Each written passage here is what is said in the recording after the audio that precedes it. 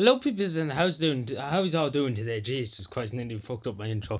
How's all doing today? I hope he's doing absolutely brilliant because we have a question that's been asked a lot around Ireland, around the rest of the world, around democratic countries. Does countries really need a president?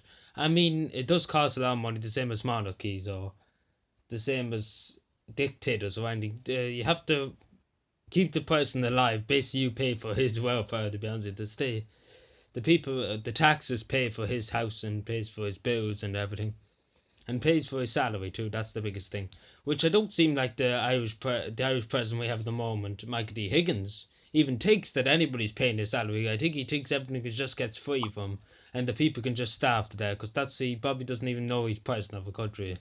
I highly doubt sometimes he even knows. But I'm just talking about in general. Does countries nearly need presidents? Are they just a waste of money or they're not? We're going to find out now. So as president of any country, any kind of country, no matter if you're America to Russia to any other country, as long as you're democratic or even the president of any country and you're head of the state or head of the army, basically the president has control of the armed forces, basically nearly everywhere in every country, nearly some countries maybe not. In this country, Michael D. Higgins is the head of the Feds forces, which is the army, in other words, and Donald Trump is the head of the U.S. Army, the U.S. Navy, and the U.S. All the U.S. divisions and all that. And the same with the president of Canada and all that. And the head of the state. So basically, what I'm trying to say with head of the state is, and I'll try and explain this the best I can, because our president has a good idea how to fucking go around and waste people's money, in other words. Because he goes to Lithuania, then he goes to Latvia, then he goes to Poland, then he goes there, and it's all in the taxpayers' money. It's all in the taxpayers' money, it's not in his own money, and that's the only reason why he's going. Because the president has to represent Ireland abroad. So say he goes to Australia, there's a good lad. There's more Irish people in Australia than there is in Ireland. So funny enough, so he has to represent Ireland and Australia. So the Australian Prime Minister, the Australian president. I don't even know that they have a president. I know they have a Prime Minister. So he has to make sure the Prime Minister likes and says, "Good, we have to trade more with Ireland and all that. Get more trade and." Benefit Irish businesses and all that. That's basically what the president will give a good opinion of Ireland to the country's visiting. Say he's visiting America, then you give a good opinion, a good impression to Donald Trump, which will probably not happen because Donald Trump really does not care about anybody. Let's just put it that way. I really don't think he really cares. But body had a cut with more money probably than Donald Trump himself. I don't think he really cares because he's just a little leprechaun to Donald Trump, to be honest. Donald Trump wouldn't care, and he said to his face, to be honest. That's what I admire about Donald Trump. Because President Higgins would just hide behind the curtain if somebody came running looking for an opinion of him. That's the simple start. At least Donald Trump will come out and say what he has to say. But anyway, that's a different story. But he has to represent the country.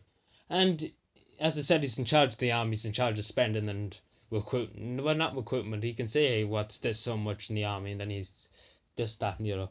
And he's head of the government. He's head of the government. He can just he's head of any like Donald Trump's head of Congress, I think, and same with Ireland. As the president of Ireland can disable the DAO, which means get rid of the DAO at any time. Say he didn't like the government, which the DAO means government. Anybody that doesn't know, and he can say the government is shit. It's absolutely shit. We get rid of it, which is true. But he never will do that because they look very bad at him had this matter in his own government. He's saying, no, I don't like this government. We need a new cabinet, new designs and everything. New government ministers and all that. He would never do that. That's the worst thing that a person could do. Because then there'd be a election and everything like that. Which would be very... If the president of Ireland did call this matter the government and said we need a new government and all that, then he would be well liked. He'd be very well liked, and sorry, my teeth just nearly spoke there.